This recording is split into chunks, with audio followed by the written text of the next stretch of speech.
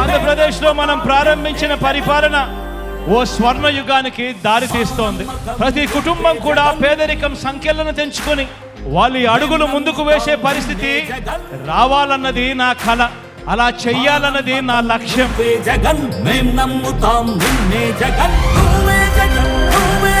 ప్రతి ఒక్క ఇంటి నుంచి క్వాలిటీ చదువులు, గొప్ప చదువులు, అంతర్జాతీయ స్థాయి చదువులు చదివేలా ప్రతి పేద పిల్లాడికి కూడా అవకాశం కల్పించటం, ఆ పేద పిల్లల బ్రతుకులు మార్చాలన్నది నా కల. అది నా లక్ష్యం.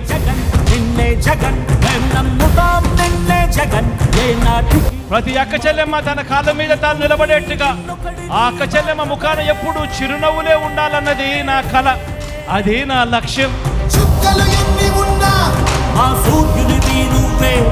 ఏ ఒక్క రైతున్నా కూడా వ్యవసాయం వల్ల నష్టపోయాననే చెప్పే పరిస్థితి రాకూడదు. వ్యవసాయాన్ని పూర్తిగా మార్చాలన్నది నా కల. అలా చెయ్యాలన్నది నా లక్ష్యం.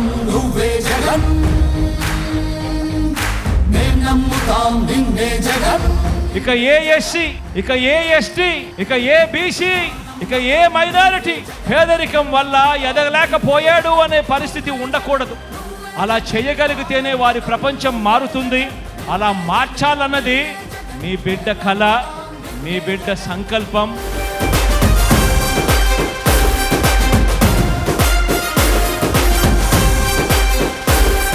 వైద్యం కోసం ఏ ఒక్కరూ కూడా మరణించే పరిస్థితి రాకూడదు.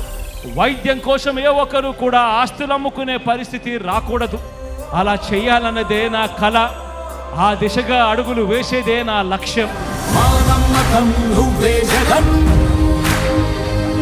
ఎప్పుడు చూడనట్టుగా ఏపీని నెంబర్ 1 దిశగా అడుగులు వేయటానికి అడుగులు వేగంగా పడుతూ కృషి చేస్తా ఉన్నాం.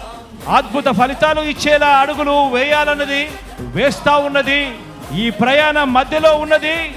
ఈ ప్రయాణం ముందుకు పోవాలి.